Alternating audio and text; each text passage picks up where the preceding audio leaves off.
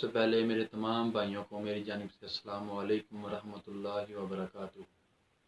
आज का हमारा मौजू है कि मिर्ज़ा ग़ुलाम अहमद कादियानी एक गंवार और इंतहा दर्जे का नालायक इंसान था।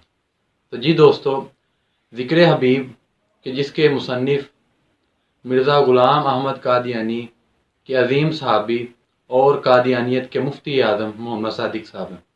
चुनांचे मुफ्ती मोहम्मद सादिक साहब ज़िक्र हबीब के सफ़ा नंबर 2 पर लिखते हैं कि कादियान में एक मिर्ज़ा साहब रहते हैं कि जिन पर इल्हामात होते हैं और उनकी शक्ल बिल्कुल गंवारों की सी है।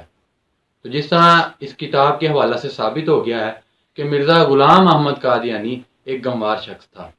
तो अब आइए अब लुगत में देखते हैं कि लुगत में लफ्ज़ गंवार किन किन मानी में मुस्तामिल हुआ है। तो आइए अब लुगत में देखते हैं। लुगत की मशहूर किताब फ़िरोज़ लुगात, आप उसको पढ़ें, उसकी स्टडी करें। तो गंवार के जब आप मानी देखेंगे तो गंवार जौन सा है वो अनपढ़, बदतमीज़, बेसलीका, गैर मुहज़्ज़ब इन मानी में मुस्तामिल हुआ है।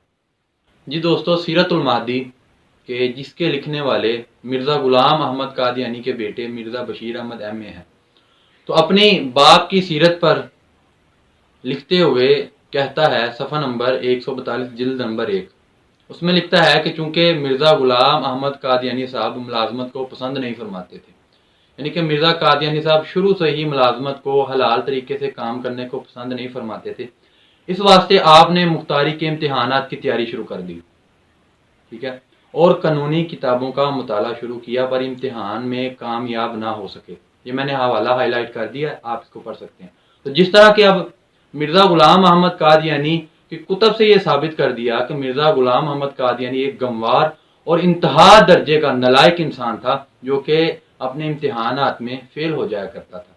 तो मैं कादियानी से पूछूंगा कि जनाब, ये आपका कैसा नबी है जो कि दुनिया के ही इम्तिहानात में फेल हो जाता है, तो आखिरत का इम्तिहान जो कि अजीम इम्तिहान है, तो उसमें ये कैसे पास होगा।